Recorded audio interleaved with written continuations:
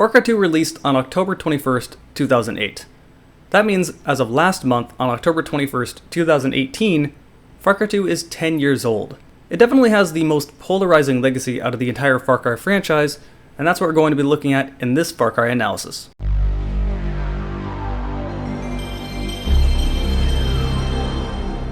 So what is it about Far Cry 2 that makes people either love it or hate it? Well, it's a combination of many different things. First thing I would like to say is that I am a little biased towards Far Cry 2. I loved the game, and I do like a lot of the things it did, but that's not without reason. Far Cry 2 is the black sheep in the franchise. It does not feel like the games that came after it, and that's because it's more or less a tech demo. Ubisoft hadn't gotten their formula for open world games yet. This means they ended up doing some things better than their later games, and some things much worse. But there's one thing that stands out about Far Cry 2 that no other Far Cry game afterward really nailed as well as this game did. Far Cry 2 again was made as a tech demo, so Ubisoft really wanted you in this world looking at their tech, and that came with the side effect of this being one damn immersive game. Everything from the presentation to the gameplay is meant to keep you in the world, and I love that about Far Cry 2. It's a feeling that was never replicated in the later games, although Far Cry 5 does a decent job. Let's start with the presentation. Far Cry 2 is very minimal in this regard. It has no HUD. There's nothing cluttering up the screen unless you're shooting at someone or getting shot at. This means you're going to be looking at this African world and basically nothing else. Even if you want to bring up a map, you're going to be holding it in your hand, so the world is still behind the map you are physically looking at, which is very different from the games that came afterward. In Far Cry 3 and 4, there's always this mini-map on the screen, and if you wanted to look at the map yourself, you're going to have to pause the game and bring it up, which brings the whole game to a stop. In Far Cry 2, you will never pause the game by doing this. Like I said, you're going to be holding a map in front of the African environment. If you want to pause the game, the only reasons you do that are to change video settings or change your controls. You really only ever do this once, and then you only pause the game again to close it. The game is constantly running, and you're constantly in this world. Whereas in Far Cry 3 and 4, you're constantly pausing it to fast travel or look what you need to do, and this minimap really doesn't help. This minimap has objectives on it, but even if those are collectibles down there, it makes it more feel like an objective in-game, rather than genuinely coming across it as you're exploring the environment because you wanted to. Again, it pulls you out of the game. It makes it very obvious you were playing something, instead of being in this war-torn African country or this desolate tropical island. This of course does come with some downsides. One of Far Cry 2's nicknames is called Far Drive, and there's a reason. You're going to be doing a lot of driving in this game. Now I want to quickly mention just how good this game looks. It's 10 years old, and I still have to stop occasionally while playing it just to look off in the sunset and realize how good the game looks, again for being 10 years old. So the driving could be a lot worse. You do want to look at the environment because it's just so beautiful even all these years later. But at the same time, once you're getting towards the end of that play session, and you come across an objective pretty far away from you, you just want to get there. Far Cry 3 and 4's solution to this was to simply add fast travel and to really put it in your face and make sure you know that you can fast travel. I don't quite like the solution because again, it really pulls you out of the environment. Far Cry 5 does seem to have a decent solution by having a mixture of Far Cry 2 and 3, but Far Cry 2 does something totally different. Far Cry 2's fast travel are bus stops. Again, it doesn't pull you out of the world. You walk up to a bus stop and you choose to travel, which will then load to the next area. It kind of can pull you out a little bit, but that's not like opening up a map and then selecting where you want to go to. The bus stops have 5 stops on each map, one in the middle and one on each corner. But again, this does mean you'll be doing a lot of driving. If you just so happen to get an objective that's in between 2 bus stops, you gotta drive all the way over there, and that's going to happen a lot. The result is also that you'll end up doing the same drive many times to get to a gun vendor or some other location that you're going to have to go to. This does get very tedious, but at the same time it's not all bad because depending on your mood, maybe you want that drive, maybe you want to see the environment. Exploring is one of the biggest pillars of Far Cry, dumping you into a big open world space just to see what's going on and what you can find.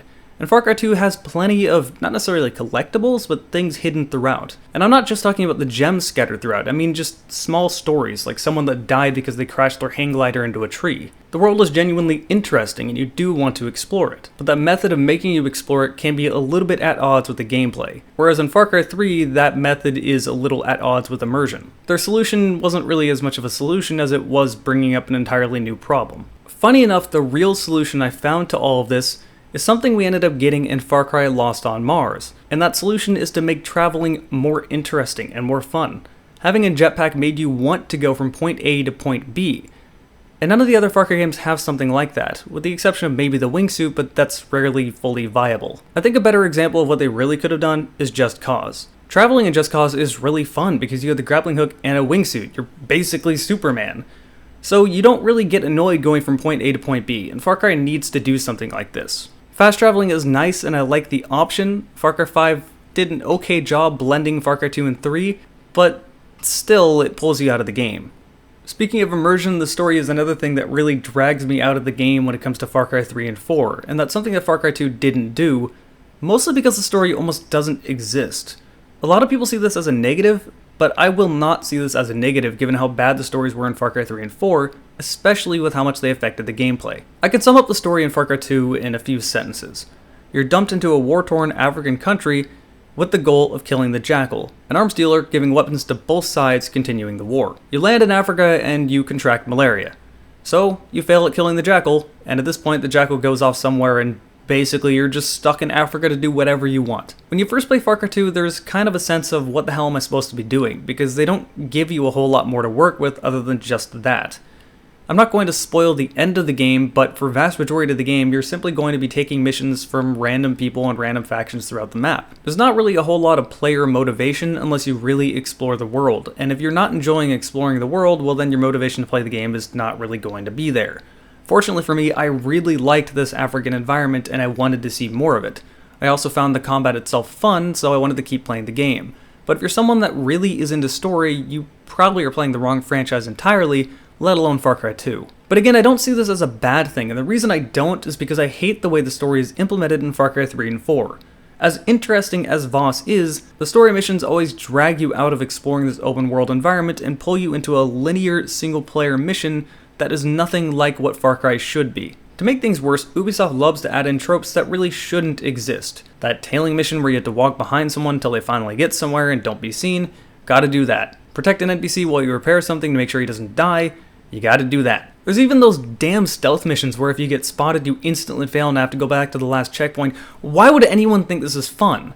The whole reason these exist is because they have to make sense within the story. You have to protect that NPC because in the following cutscene, you get into his plane that he's repairing and fly away. And if you didn't, well then it just wouldn't make any sense. You have to stealthily sneak into this compound because if they saw you, then it wouldn't make sense. This is why I don't complain about the story in Far Cry 2. It never does any of this. In fact, the story missions are just you picking up missions from factions, and they can get a bit repetitive, but I never really minded them too much, and I enjoyed doing them, so I didn't mind this. More importantly, it kept the gameplay open world instead of linear. Generally, these missions are really simple. You go kill someone, you go blow something up, something along those lines, and you are given free reign to do that in whatever way you want with whatever guns you want, and I love this. That's a certain appeal to me when it comes to Far Cry. Figuring out what loadout I want to use to go do this next mission. I don't want the game interrupting that. Effectively what I'm saying is that Far Cry 2 shuts up and gets out of the way of the game, which is not something that Far Cry 3 and 4 do. Games are starting to realize that this is really the best way to approach shooters, and I'll use Doom as an example. It's very much so just go kill the enemies and keep going. If your base gameplay is that fun, then you're going to want to keep playing the game whether the story is really there or not. And that right there is the problem people have with Far Cry 2. If you don't enjoy this, then you're going to be really bored and not have any motivation to keep playing it, but if you do, you'll think it's one of the best in the franchise. But I can't go throughout a Far Cry 2 video without mentioning malaria once, so I guess I'll mention it here. Far Cry 2 does have a lot of interesting mechanics to make the world feel bleak and dark and gritty, and I think malaria was supposed to be one of those mechanics, but I cannot figure out how it's supposed to add to the game in any way whatsoever. As I mentioned, your character contracts malaria when you land in Africa, so you're going to need to constantly go out of your way to get pills, and it every once in a while gets in the way. You have malaria, you have to take a pill in the middle of a fight. It's just kind of this tedious, annoying thing that's there, and for the most part you can ignore it, and it's not a huge game-breaking deal, but it's just confusing. All other mechanics make sense within the world, but this one just kind of doesn't. It's like they said, hey, what's something that happens a lot in Africa? People get malaria? Cool, put it in there. I genuinely cannot understand what they were really going for with this. And apparently they're self-aware because there's a lot of malaria jokes in the later games. I mean, hell, when I streamed this game I called it Malaria Simulator on Twitch. The one other complaint I have about Far Cry 2 is that it did that thing that a lot of games do back in the late 2000s. You know, add a stupid filter that's not necessary over everything. This game is brown. This game is so brown, and if you played it on console, you're gonna have to look at it with a brown filter. It looks terrible. I'm pretty sure the reason they did this is to make the game feel even more dark than it's supposed to be, but it wasn't really needed. Africa is a place that has rainforests and all these other beautiful locations, so color is something that's pretty important, and the game does feel bleak and dark without it being brown. Thankfully, if you're like me and you play it on PC, there's a lot of mods to just add color back into the game, and this brown filter is gone, so it's not even really a complaint if you do that.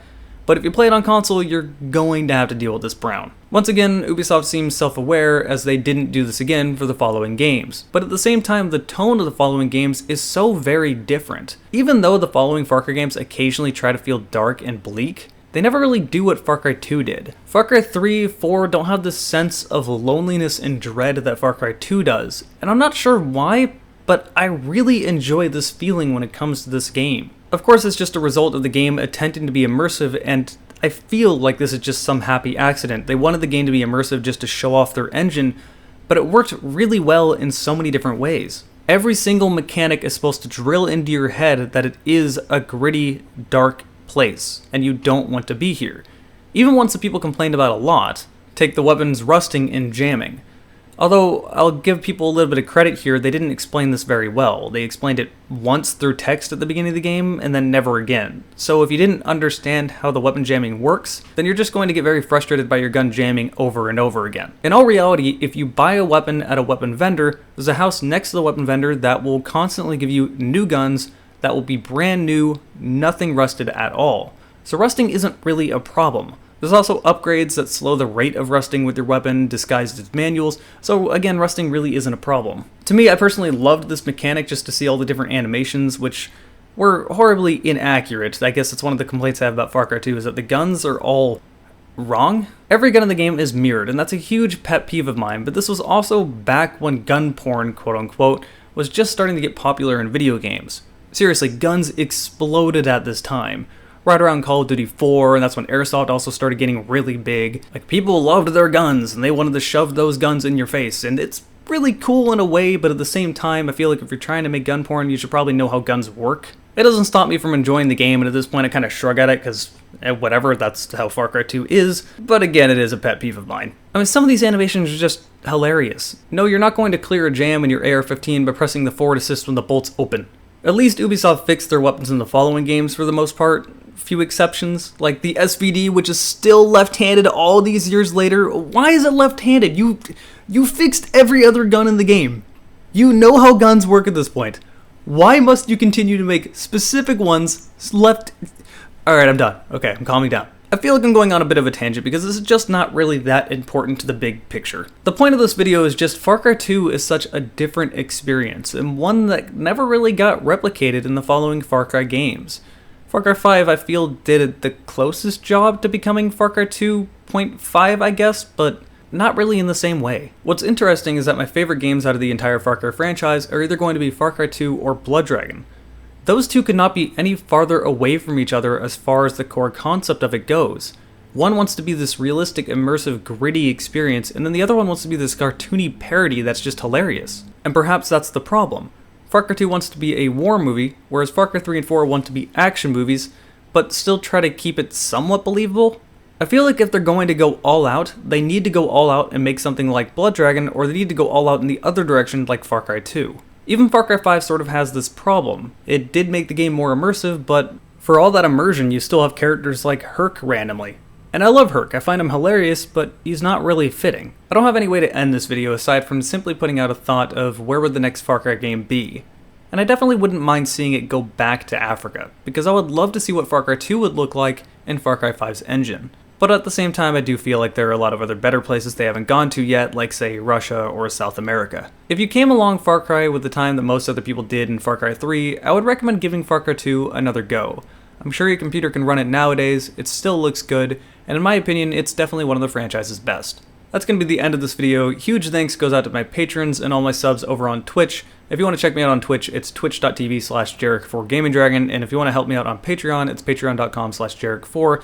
You guys quite literally pay my rent, and it is so very helpful. I could not do it without you guys. I stream nearly every day. I love you guys, and I hope to see you over on my Twitch.